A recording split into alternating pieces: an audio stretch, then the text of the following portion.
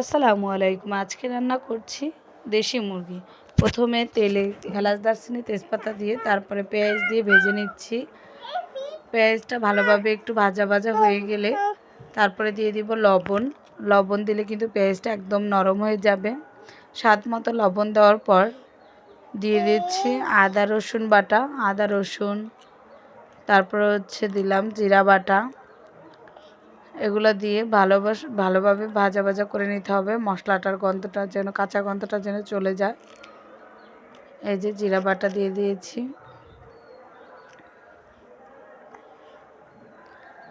তারপরে এভাবে মশলাটা পেঁয়াজের সাথে ভেজে নিয়ে তারপরে পানি দিয়ে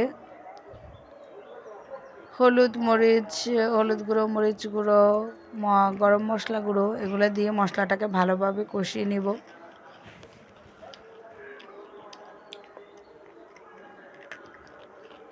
মরিচ গুঁড়ো আর এই যে গরম মশলা দিয়ে দিলাম।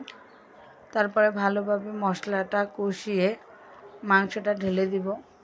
দুইটা কাঁচামরিচও দিয়ে দিয়েছি, ঝালটা একটু হওয়ার জন্য। কাঁচামরিচের ফ্লেভারটা কিন্তু খুবই ভালো। এই যে মশলাটা ভালোভাবে কষিয়ে নিচ্ছি, কারণ মশলা কষানোর উপরই রান্নার স্বাদ নির্ভর করে। মশলাটা যত ভালোভাবে কষানো হবে রান্নাটার স্বাদটাও কিন্তু ততটাই থাকবে। তারপরে এই যে মাংসগুলো দিয়ে দিলাম। মাংস দিয়ে তারপরে মাংসটাকে ভালোভাবে মশলার সাথে মাখিয়ে নিচ্ছি। মশলার সাথে ভালোভাবে মেখে নিলেই ঢেকে দিলে পানিটা ছেড়ে দিবে। তারপর সেই পানিতে মাংসটাকে ভালোভাবে কষিয়ে নিব।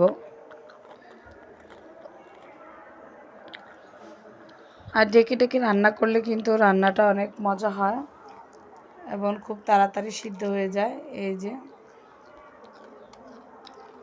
মাংসটা কষিয়ে নিয়েছি।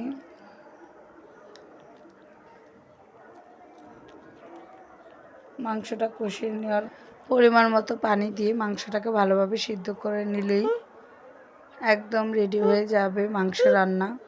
আর অবশ্যই মাংস সিদ্ধ করার জন্য কিন্তু গরম পানি দিতে হবে। ঠান্ডা পানি দিলে মাংসের স্বাদ নষ্ট হয়ে যায় সব তরকারিরই। এই যে গরম পানি দিয়ে তারপরে মাংসটাকে ঢেকে সিদ্ধ করে নেব, তাহলে একদম রেডি মাংস রান্না। রান্নাটা কেমন লেগেছে অবশ্যই জানাবেন এবং লাইক কমেন্ট শেয়ার করে পাশে থাকবেন। যারা এখনও সাবস্ক্রাইব করেননি তারা অবশ্যই সাবস্ক্রাইব করে পাশে থাকবেন আমাদের এই ছোট্ট চ্যানেলটার। ধন্যবাদ সবাইকে ভিডিওটা দেখার জন্য।